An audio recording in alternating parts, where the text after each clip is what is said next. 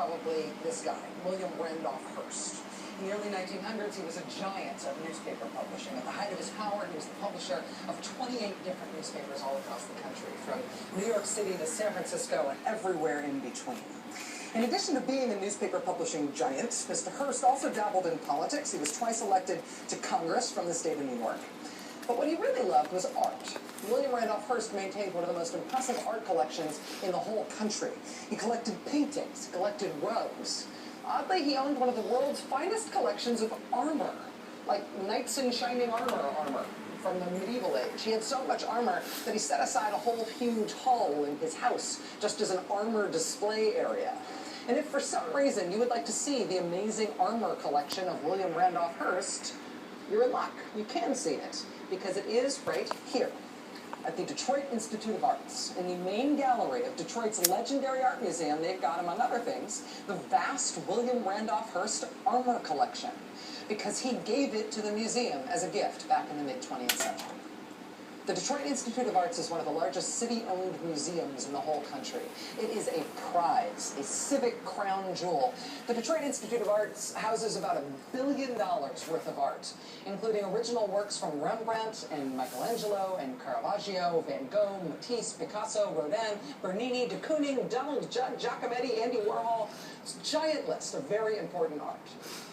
The marble court of the museum features a huge collection of frescoes by Diego Rivera. The Detroit Institute of Arts is amazing. It is a prize, and it is public. It is not just open to the public, it's owned by the public. It belongs to Detroit. It belongs to the people of Detroit. It is part of the city.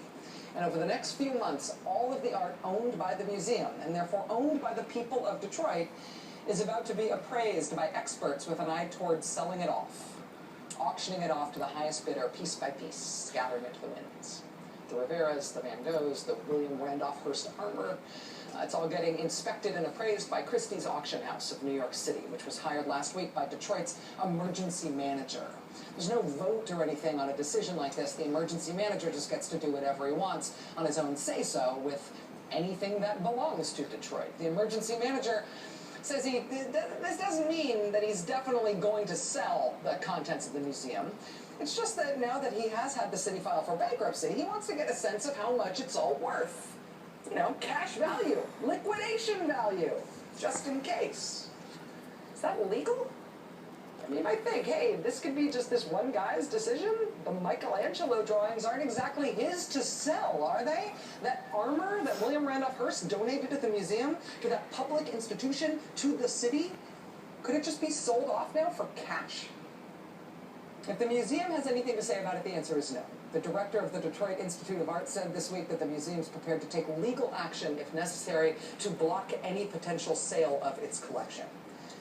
This week, supporters of the museum from all across the country rallied to the museum's side.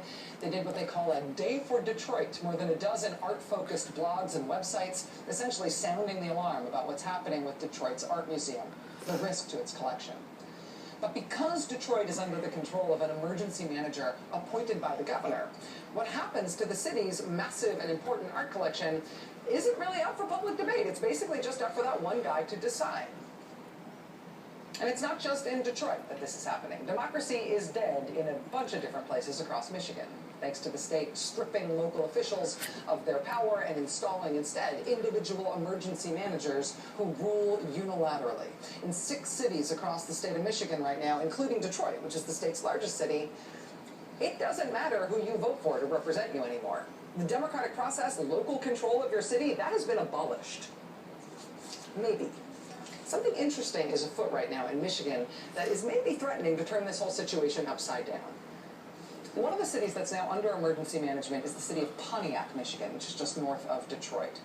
After the emergency manager in Pontiac last year decided personally, unilaterally, to yank people's health insurance, a class action lawsuit was filed against the city. They argued that that one person, no vote, no hearing, unilateral decision by the emergency manager, they argued that violated the due process rights afforded to us by our Constitution. It violated the U.S. Constitution.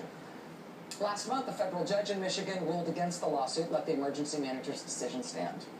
But when they appealed the case up to the federal... Oh. Oh.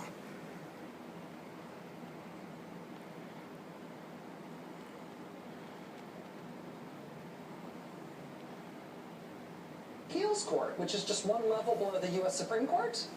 The people who were suing won. They struck gold. It was an unexpected, improbable victory that ultimately could be a really big deal for the idea that when we have problems in this country, the way we fix those problems is through a political system called democracy. And of course, democracy is a terrible political system. It's very messy, it's slow, it's annoying, everybody gets a say, jabber, jabber, jabber. It's so inefficient. Democracy is terrible. It is the worst political system in the world, except for all the others. That's why we picked it. You may remember that back in November, at the same time as the presidential election, Michigan voters went to the polls and they voted resoundingly to repeal the emergency manager law, to repeal the Republicans' radical emergency manager law, which stripped democracy at the local level in Michigan and instead installed these one-man governments, these unilateral emergency managers chosen by Republican Governor Rick Snyder. The Republicans' radically expanded emergency manager law was put on the ballot in November, and Michigan voters repealed it. They chose to eliminate the law altogether. In response to that, Michigan Republicans in the state capitol just went ahead and passed a new one. They just passed a new emergency manager law a month later, a month after the voters had repealed the previous one. It redid basically all the things that they had done under the old law, except this time they did it in a way that it basically can't be repealed. So screw the voters, right? Republicans know what they want. Voters repealed it, we'll put it back. Turns out maybe not. This federal appeals court, in very plain English, is now telling Michigan Republicans, not so fast. The ruling does kick the law back to a lower court, but they're directing the lower court to, quote, consider whether the Michigan legislature possesses the power to retroactively immunize its own acts that the voters rejected by referendum. You may also remember our coverage of how the Republicans passed this law in the first place. And after you pass a law, normally there's a long lag time before the law goes into effect. Most laws in Michigan go into effect 3 months after the end of the session in which they are passed. But when Michigan Republicans passed this emergency manager law, they decided it would go into effect immediately. Under the Michigan Constitution, you can only do that if you have the support of 2/3 of the legislature. Republicans did not have the support of 2/3 of the legislature, but they rushed the bill through like that anyway. They claimed they had the votes for it to go into immediate effect, but they plainly did not. Well, the federal appeals court is shutting them down on those grounds now too, saying, quote, the Michigan legislature seems to have ignored the 2/3 vote requirement when it gave the emergency manager law immediate effect. The legislature has perverted the immediate effect exception. And then, listen to this. This is from the ruling. Quote, apparently, the Michigan legislature believes the Michigan Constitution can be ignored. So the federal appeals court is now asking a lower court to essentially look into whether Republicans passed that law illegally. So against the voters and against the Constitution, against all the interests our governing system is supposed to serve in a democracy. What started off here as a small-scale dispute between angry retirees in Pontiac, Michigan and their emergency manager has now grown into something that could potentially restore small d democracy across that state. Democracy has been dead in Michigan, in a lot of places in Michigan, for a few years now. And, you know, anti-democratic fantasies aside, it turns out that stripping people of their right to have a say in their government is no magic bullet for fixing those places. Take Flint or Hamtramck, which got stripped of their local democracy and they got emergency managers. Even after they got emergency managers, the state decided that they still weren't fixed. Apparently it didn't take, so the state just put them under emergency management again. Wait, I thought that's supposed to be the magic bullet. If it didn't work the first time, why do you think it'll work the second time?